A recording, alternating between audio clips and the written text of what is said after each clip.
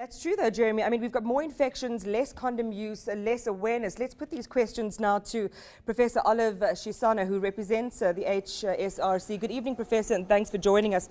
Let's start perhaps with these alarming increases in risky sexual behavior with condom use declining in certain categories. Why is that?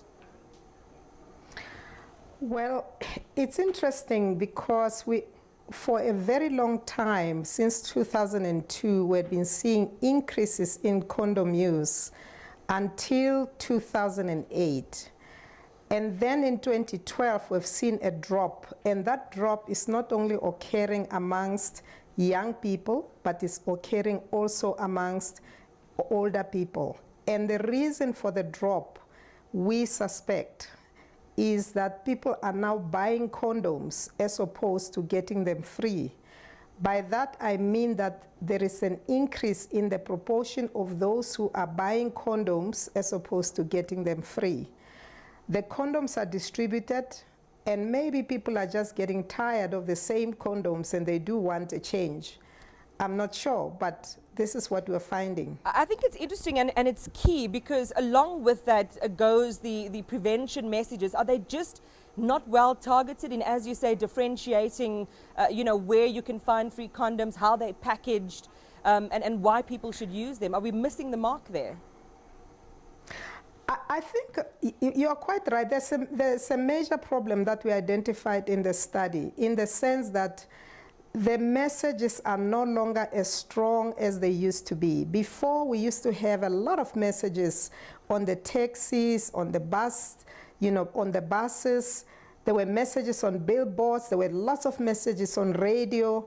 Currently, we are not seeing any of that, and that is what the population is saying on the basis of the results of the study. They are saying that communication on HIV prevention from a social and behavioral point of view is not as intense as it used to be. I want to get some feedback from you on how the health department, whose responsibility it is to make sure that there is targeted messaging, is responding. But as you just mentioned, another key finding in the study is that overall, the message about how HIV is transmitted and prevented has also declined since 2008. And that surely must also, send up some red flags.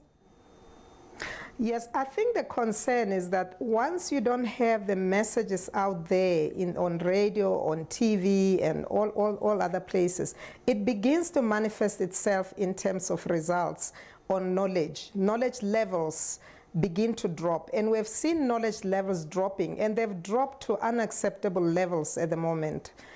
The other thing that is obviously of concern is the fact that the HIV incidence, that is the new cases, have also increased. Seeing new cases of HIV increasing in a country where we are spending a lot on antiretroviral therapy implies that we have to plan for more and more new people coming in onto treatment.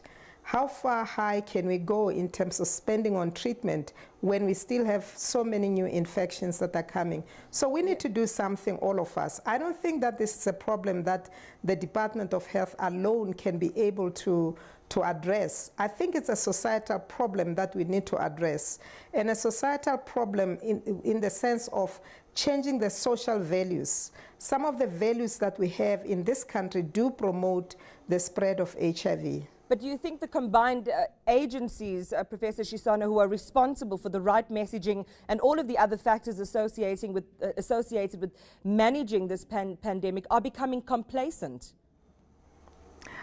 Well, I think everyone is becoming complacent in the sense that people are saying, well, there is treatment now, so even if I do have multiple sexual partners or I do have engaged in risky sexual behavior, if I get infected, at least I'm going to continue to be alive. I'll have to take the medication.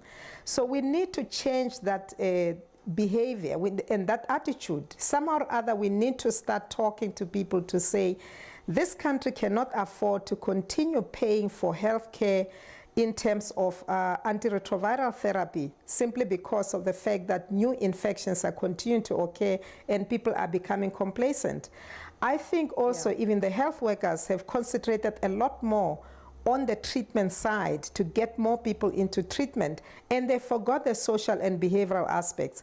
If you think about this, the results of the study, in terms of the biomedical outcomes, such as antiretroviral therapy, such as male circumcision, prevention of mother-to-child transmission, all of those, the country is doing very well, and that's exciting that the country is doing very well on biomedical outcomes. But when it comes to social and behavioral outcomes, that's where we're having a big problem. And that is why I'm saying Professor, thank you so much for your time and your insight and sharing some of your views there on this study that you've just released. Thank you for your time. Know more. eNCA.com